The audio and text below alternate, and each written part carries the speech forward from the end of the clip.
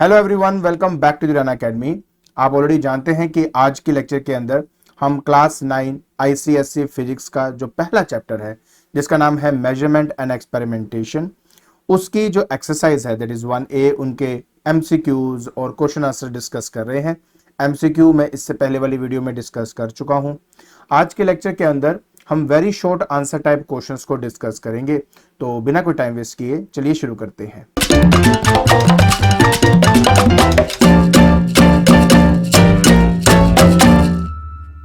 जैसे आप जानते हैं कि आज हमने बी पार्ट स्टडी करना है जिसका नाम है very short answer type questions.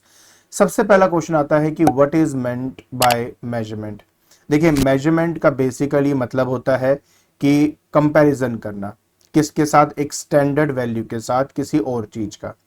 For example, अगर आप मार्केट में जाते हो और मार्केट में जाके अगर आप किसी शॉपकीपर के पास 3 मीटर का कपड़ा कहते हो तो ऑब्वियस है वो 3 मीटर का कपड़ा जो है कैसे वो कट करके आपको देगा। अगर आप ध्यान से ऑब्जर्व किए होंगे तो आपको पता है कि उनके पास 1 मीटर का ना रोड होता है, वो उस लेंथ के कंपैरिजन के हिसाब से आपको 3 मीटर का कपड़ा दे देते हैं। तो बस इसी को ही हम क्या कहते हैं, मेजरमेंट। तो डेफिनेशन में भी ऐसा लिखा जाता है कि measurement is the process of the comparison of the given quantity with the non standard quantity of the same nature. अब सेम नेचर होना बहुत इंपॉर्टेंट है। ऑब्वियस है, अगर मैं लेंथ का इस्तेमाल कर रहा हूं तो मैं स्टॉप वॉच का इस्तेमाल थोड़ा ना करूंगा, उसके लिए मैं एक मीटर रोड का ही इस्तेमाल करूंगा। तो मतलब सेम नेचर होनी चाहिए जब आप कंपैरिजन की बात करते हो। अब हम बात करते हैं कि what do you understand by the term unit. हमने इसके बारे में भी पढ़ा हुआ है, डेफिनेशन में रीड कर देता हूं। कहता है unit is the quantity of a constant magnitude जिसका इस्तेमाल which is used to measure the magnitude of other quantities of the same nature. देखिए, जैसे मैंने आपको कहा कि मुझे क्लॉथ का 3 मीटर चाहिए। अगर मुझे 3 मीटर चाहिए तो मैं जो स्टैंडर्ड क्वांटिटी का इस्तेमाल करूंगा वो मीटर स्केल होगा। मुझे पता है कि वो 3 मीटर बोला है मैंने, तो ऑब्वियस है मैं एक ऐसा स्टैंडर्ड वैल्यू लूंगा जो मीटर को रिप्रेजेंट करता हो। तो सेम नेचर होना बहुत इंपॉर्टेंट है, और जो मीटर वर्ड यहाँ पे यूज किया है वो उस क्वांटिटी का यूनिट है। सिर्फ मीटर सुनते ही मुझे समझ में आ जाता है कि यहाँ पे लेंथ की मेजरमेंट होने वाली है और मुझे मीटर स्केल चाहिए, और उसके कंपैरिजन में जो भी चीज मुझे कंपेयर करने को बोली जाएगी वो मैं कर दूंगा, और यही यूनिट का मतलब होता है। उसके बाद आता है कि how is a physical quantity express. देखिए, किसी भी फिजिकल क्वांटिटी को जब आप एक्सप्रेस करते हो, और ये आप अच्छी तरह जानते हो, कोई भी फिजिकल क्वांटिटी हो, ठीक है, फिजिकल क्वांटिटी, जैसे मैंने आपको कहा था कि यार मेरे को ना कपड़ा जो है वो मेजर करवाना है और वो 3 मीटर है, तो हमने क्या लिखा, 3 मीटर। अब इस 3 मीटर में जो 3 है ये इसकी न्यूमेरिकल वैल्यू है, और न्यूमेरिकल वैल्यू मतलब नंबर है, और ये जो m यहां लिखा है ये इसका यूनिट है। तो किसी भी फिजिकल क्वांटिटी को लिखने के लिए हमें 2 चीजें चाहिए होती हैं। एक तो उसकी न्यूमेरिकल वैल्यू, ठीक है, ये है उसका न्यूमेरिकल वैल्यू, और साथ में हमें चाहिए उसका यूनिट। इन दोनों को मिला दिया जाए तो मैं किसी भी फिजिकल क्वांटिटी को अच्छे से एक्सप्रेस कर सकता हूं। यही चीज यहां पे मैंने एक्सप्लेन करके लिखी हुई है, आप एक बार प्लीज इसको रीड करें, आपको समझ में आ जाएगा। बात करते हैं फोर्थ की। कहते हैं नेम द 3 फंडामेंटल क्वांटिटीज।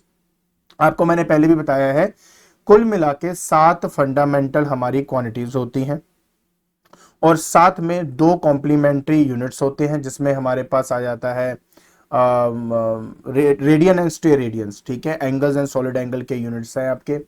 तो उन 7 फंडामेंटल क्वांटिटीज में से कोई भी 3 आप यहाँ पे लिख सकते हो। ज्यादातर जो 3 फंडामेंटल क्वांटिटी लिखे जाते हैं वो है मास, लेंथ एंड टाइम, और इसलिए यहां पर भी आंसर मास, लेंथ और टाइम ही है। फिर आता है कि what is the SI unit of luminous intensity. इसका जो एसआई यूनिट है वो कैंडेला होता है, और हम उसको सीडी से रिप्रेजेंट करते हैं। अब सी छोटा और डी भी ऐसे, तो याद रखें कि किस तरह से हमने इसको रिप्रेजेंट करना है, आप किसी और वे में इसको रिप्रेजेंट नहीं कर सकते। लुमिनस इंटेंसिटी भी एक फंडामेंटल फिजिकल क्वांटिटी है, इसलिए हमें ये याद भी रहना चाहिए। अब आता है ये, कहते हैं डिफाइन 1 पारसेक। बेटा 1 पारसेक एक्चुअली में होता क्या है, थोड़ा ध्यान से समझने की कोशिश करें। मान लीजिए बेटा ये हमारा यहाँ पर सन है, अब इस सन के अराउंड हमारे पास अर्थ है। अब अर्थ और सन के बीच में हमेशा 1 एस्ट्रोनॉमिकल यूनिट का डिस्टेंस हम मानते हैं, it is the mean distance between the earth and the sun, उनके सेंटर से। तो मान लेते हैं कि इस ऑर्बिट में एक ऐसी पोजीशन मेरे सन की अर्थ की आई है, सॉरी यहां अर्थ की एक ऐसी पोजीशन आई है, ठीक है, कि जहां से इसका डिस्टेंस तो 1 एस्ट्रोनॉमिकल यूनिट है, इसमें तो कोई शक नहीं है।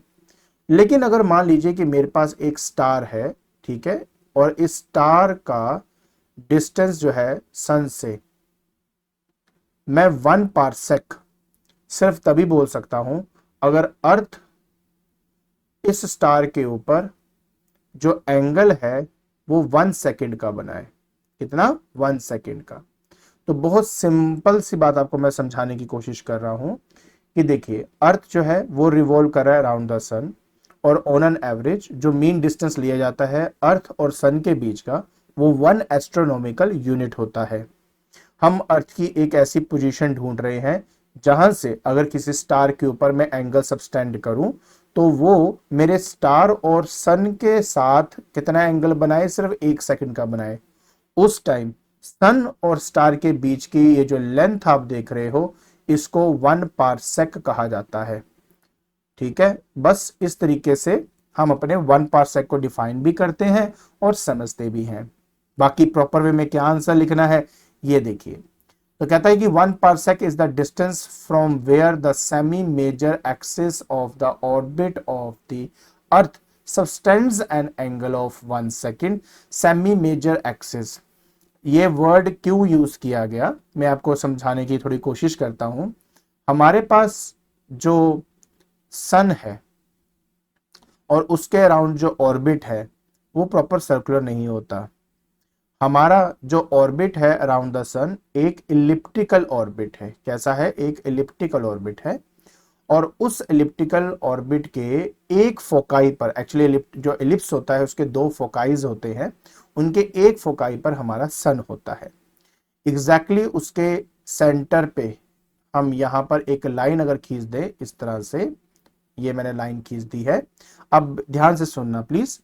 यहां से लेके यहां तक इसको सेमी माइनर एक्सिस कहते हैं, और यहां से लेके यहां तक ये वाला जो मैं लेंथ बोल रहा हूं इसको हम बोलते हैं द सेमी मेजर एक्सिस। अब जो मैंने बोला एग्जैक्टली वैसा सही है। अब देखिए, अब ये इलिप्टिकल है, अगर सर्कुलर होता तो सन ऑब्वियस है मैं इस पॉइंट पे लेता और फिर ये एग्जैक्टली वही हो जाता जो मैं आपको समझाना चाहता हूं। तो अगर डेफिनेशन के पर्सपेक्टिव से चलते हैं तो इसका मतलब है कि अब यहां पर मेरा जैसे मान लो स्टार होगा, और स्टार इसके सेंटर पॉइंट ये मानेंगे, ये अर्थ होगा, और ये देखिए ये जो एंगल है ये आपका 1 सेकेंड होना चाहिए। तो लाइक दिस, तो ये है आपका semi major axis, this is the semi major axis, और ये मेरा अर्थ है। अर्थ जो है स्टार पर एक एंगल सबटेंड कर रहा है जो कि 1 सेकेंड का है। तो स्टार और उस ऑर्बिट का जो सेंटर है, अब ये जो सेंटर सन के बहुत नजदीक है तो हम फ्रॉम द सन मान लेते हैं, ठीक है। तो ये जो लेंथ है ये 1 पारसेक होगा। तो एग्जैक्टली उसको थोड़ा सिंप्लीफाई करके आपको यहां पर वो दिखाया हुआ है अगर सर्कुलर फॉर्म में है तो। आई होप आपको समझ में आ गया होगा कि 1 पारसेक बेसिकली होता क्या है। आगे चलते हैं, कहते हैं डिफाइन अ फंडामेंटल यूनिट। देखिए, वो यूनिट जो किसी और यूनिट पे डिपेंड नहीं करता, जो इंडिपेंडेंट होता है, उसको फंडामेंटल यूनिट कहा गया है। और ये है प्रॉपर इसका आंसर। आप चाहिए तो एग्जांपल भी देख सकते हैं। फिर हमारे पास आता है डिराइव्ड यूनिट। डिराइव्ड यूनिट वही जो किसी और यूनिट पे डिपेंड करता है, जिससे हम उसको डिराइव कर सकते हैं। बेसिकली हमारे पास 7 फंडामेंटल यूनिट्स होते हैं। उनके अलावा जितने भी हमारे पास यूनिट्स हैं उनको हम फंडामेंटल यूनिट्स की हेल्प से डिराइव कर सकते हैं। तो इसका मतलब है कि उन 7 के अलावा जितने भी यूनिट्स हैं उनको हम डिराइव्ड यूनिट्स कहते हैं। बाकी प्रॉपर जो डेफिनेशन है ये आपके सामने है, एक एग्जांपल भी दिया गया है जैसे आप यहाँ पे देख सकते हो। फिर आता है कि डिफाइन द स्टैंडर्ड मीटर। देखिए, जब हम मीटर को डिफाइन करते हैं ना तो हम स्पीड ऑफ लाइट की टर्म्स में डिफाइन करना थोड़ा ज्यादा पसंद रखते हैं। देखिए, अगर एक सिंपल सी बात आपको मैं यहां समझाने की कोशिश करूंगा, आई होप आपको समझ में आएगा। ये देखिए, कहता है the standard metre is defined as in terms of speed of light according to which 1 metre is the distance travelled by light in ये जो आपका लिखा हुआ है यहाँ पे of a second in air. अब आप बोलेंगे सर ये क्या मतलब हो गया, ये है क्या चीज? देखिए, जब हम स्पीड ऑफ लाइट की बात करते हैं, स्पीड ऑफ लाइट की बात करते हैं तो स्पीड ऑफ लाइट होती है बेटा आपकी 299,792,458 मीटर पर सेकेंड। तो ये एक्चुअलिटी में हमारी स्पीड ऑफ लाइट होती है। इसका मतलब ये हुआ कि ये इतना मीटर चलता है एवरी सेकेंड। एवरी सेकेंड कितने मीटर चलता है? इतने सेकेंड चलता है। तो मतलब ये हुआ कि 1 सेकेंड में डिस्टेंस ट्रेवल्ड बाय लाइट,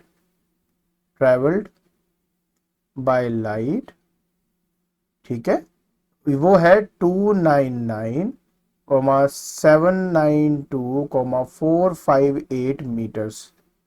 ठीक है, सो कितना टाइम लगेगा? टाइम टेकन टू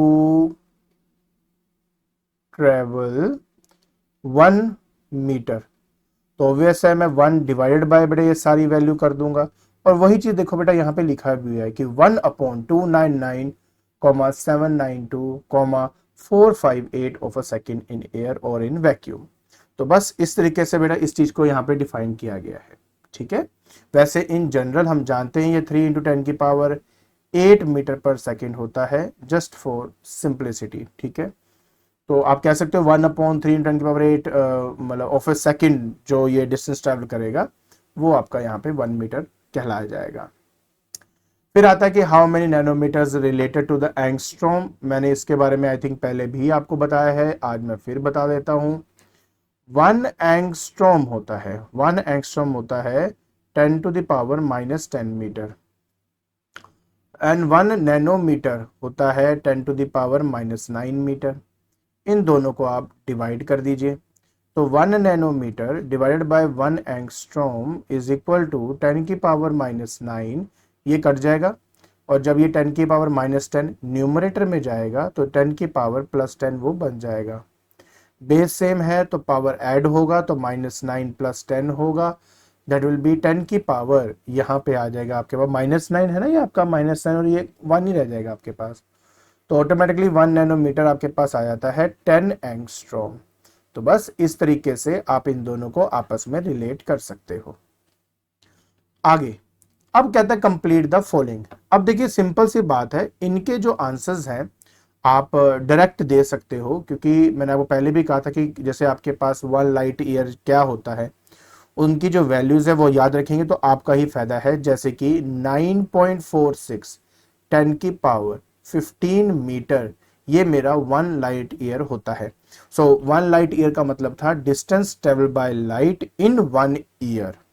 हमने इसके बारे में पढ़ा हुआ है। दूसरा बी पार्ट में आता है कि 1 मीटर में कितने हमारे एंगस्ट्रॉम होते हैं। तो देखिए ना 1 एंगस्ट्रॉम हमारा 10⁻⁻10 मीटर होता है। तो 1 मीटर क्या हो जाएगा? 1/10⁻⁻10 एंगस्ट्रॉम। ये जब नीचे ऊपर जाता तो इसकी पावर में माइनस आ जाता, तो माइनस माइनस प्लस हो जाएगा और लीजिए ये आपका आंसर है, दैट इज 10⁻10 एंगस्ट्रॉम। उसी तरह 1 माइक्रोमीटर जो है वो हमारे पास 10⁻�6 मीटर होता है। तो 1 मीटर कितना हो जाएगा? 1/10⁻6 माइक्रोमीटर। ये ऊपर जाएगा, so answer will be 10⁻6 micrometre. ठीक है, डी पार्ट है, कहते हैं 1 माइक्रोन, जो माइक्रोमीटर हम कहते हैं वो कितने एंगस्ट्रॉम के बराबर होता है।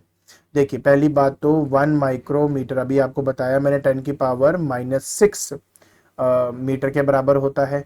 1 एंगस्ट्रॉम जो है वो 10⁻10 मीटर के बराबर होता है। दोनों को बस डिवाइड कर दीजिए।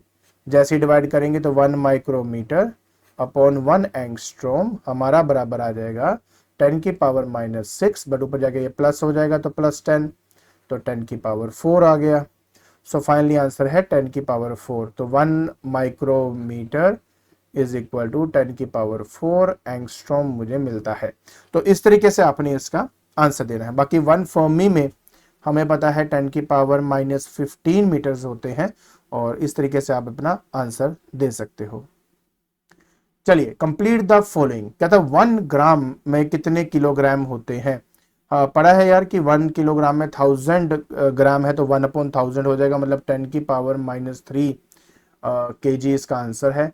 अब इसकी बात करते हैं बी पार्ट की, कहते हैं 1 मिलीग्राम में कितने हैं। देखिए पहली बात को समझना, 1 मिलीग्राम जो है वो आपका 1/1000 ऑफ ग्राम होता है। 1 ग्राम की अगर मैं बात करूं तो वो मेरा 1/1000 ऑफ केजी होता है। देखा जाए तो नीचे 10 की पावर 6 बन चुका है। अब जब ये ऊपर जाएगा तो 10 की पावर -6 केजी आंसर आएगा, इसलिए इसका आंसर 10 की पावर -6 है मेरा। फिर कहता है कि 1 क्विंटल में कितने केजी होते हैं। पहले मैं इसको क्वांटल बोलता था, फिर किसी यूजर ने या सब्सक्राइबर ने मुझे बताया इससे क्विंटल होता है, तो इसलिए मैं उसके बाद क्विंटल बोलने लग गया। सो 1 क्विंटल जो है उसमें कितने केजी होते हैं। तो एक्चुअली हमारे पंजाब साइड में थोड़ा क्वांटल ही बोलते हैं, क्विंटल नहीं बोलते, बट चलो कोई नहीं, मैं तो वैसे मेरे मन में बात आई, मैं कहा डिस्कस कर लूँ। तो 1 क्विंटल में कितने केजी होते हैं, तो 1 क्विंटल में हमारे पास 100 केजी हमारे पास होते हैं। और अगर डी पार्ट की बात करूं कि 1 AMU कितने केजी के बराबर होता है, तो 1.66 into 10 to the power -27 KG के बराबर होता है। तो ये कुछ वैल्यूज हैं, बेटर है याद रहे, याद रहेंगे तो आप डायरेक्ट अच्छा उसका आंसर दे सकते हैं। नेक्स्ट आता है कि what is a leap year. Leap year होता क्या है। देखिए मैं आपको बता दूं मेरा कि क्या होता है कि हमारा जो एक ईयर है वो 365.25 मतलब हमारे डेज का होता है। अब हम लिखते हैं 365, वो 2.25 का हिसाब कहाँ दे, तो हर 4 साल के बाद हम एक ऐसा ईयर लेके आते हैं, है ना, जिस ईयर को, पहली बात देखो, जो ईयर 4 से डिवाइड हो जाए पहली बात तो वो लीप ईयर है। और लीप ईयर उस ईयर को कहा जाता है जिसमें फ्राइडे में एक एक्स्ट्रा दिन, जैसे कि जो फ्राइडे 28 डेज का होता है वो 29 डेज होता है जिस ईयर के अंदर, उसको लीप ईयर हम कहते हैं। और वो जो एक्स्ट्रा दिन है वो इसलिए बनता है क्योंकि पिछले 4 सालों के जो 0.25 डेज हैं वो मिलकर हम उसके एक दिन को कंपनसेट कर सकें। तो 0.25 को 4 से मल्टीप्लाई करो तो 1 होता है ना, तो 1 एक एक्स्ट्रा डे जो है वो लीप ईयर में हम मना लेते हैं। तो यहाँ पे बेटा लिखा हुआ है कैसे है क्या है, सारी बातें मैंने बताई हैं आपको। फिर आता है the year 2024 will have February of 29 days, is this statement true. बिल्कुल सही है। चेक करने का बहुत सिंपल तरीका है, जो आपको दिया गया है उसको 4 से डिवाइड कर दो।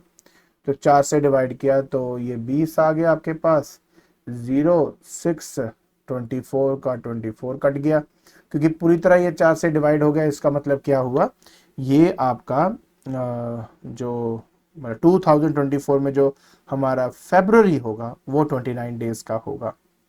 ठीक है, आगे देखते हैं, बाकी ये लिखा हुआ आपके सामने सारा कुछ मैंने बताकर। फिर आता है कि what is a lunar month. देखिए क्या है, आप भी जानते हैं कि जिससे अर्थ मेरा सन के अराउंड रिवॉल्व करता है, उसी तरह मून भी अर्थ के अराउंड रिवॉल्व करता है।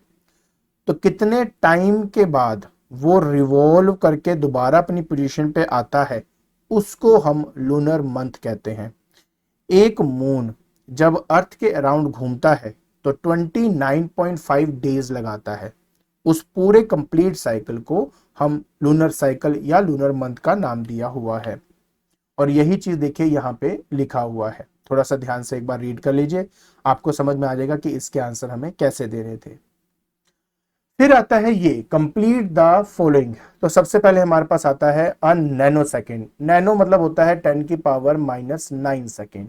माइक्रो 10 की पावर -6 आपका जो है वो सेकेंड होता है। एक बात, जब हम कहते हैं ना मीन सोलर डे, अब इसमें इसकी भी वैल्यू हमें लिखनी है, तो मैं आपको बताया तो मीन सोलर डे मतलब ये हो गया पूरे दिन का, पूरे दिन के सेकंड्स को बोला गया है।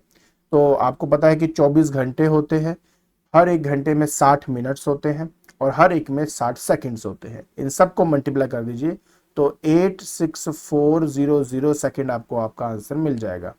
और 1 ईयर की बात करें तो इसी को 365 डेज के साथ मल्टीप्लाई कर दीजिए और इसका आंसर है 3.15 into 10 to the power 7 seconds. और इस तरीके से आपको आपका ईयर भी मिल जाता है। फिर आता है name the physical quantity which are measured in the following units. देखिए आपने यूनिट्स को देख के बस पहचानना है यार कि कौन सी फिजिकल क्वांटिटी है। जैसे कि अगर मैं यहाँ पे यू की बात करता हूँ, यू है AMU, एटॉमिक मास यूनिट। तो बेसिकली ये जो है ये मास को मेजरमेंट करने के लिए, लाइट ईयर होता है distance travel by light in 1 year, तो ये डिस्टेंस को मेजर करने के लिए है। नैनो सेकेंड ऑब्वियस सेकेंड है, टाइम को मेजरमेंट करने के लिए है। नैनोमीटर फिर से ये डिस्टेंस को मेजर करने के लिए है। तो बस आप डिस्टेंस से बेटर जो वर्ड है ना, आप फंडामेंटल के टर्म में लिखो तो बेटर रहेगा। मतलब instead of this light length, क्या लिखेंगे आप इसमें, इसमें लिखिए आप लेंथ, लेंथ, ये भी लेंथ। फंडामेंटल टर्म जो हमारा है वो हमारा लेंथ होता है। कहता है right the derived unit of the following. अब इसके हमें क्या लिखने बेटा, ड्राइव्ड यूनिट्स लिखने हैं। सबसे पहले हम बात करते हैं यहाँ पे स्पीड की। स्पीड जो है वो हमारा डिस्टेंस ओवर टाइम होता है। सो डिस्टेंस के लिए मीटर, टाइम के लिए सेकंड, बन गया मीटर पर सेकंड। तो ये इसका ड्राइव्ड यूनिट हो गया। अच्छा ज्यादा से आप ऐसे लिख सकते हो MS-1, जब डिनोमिनेटर पर जाता है तो -1 पावर, मतलब माइनस आ जाता है उसकी पावर में।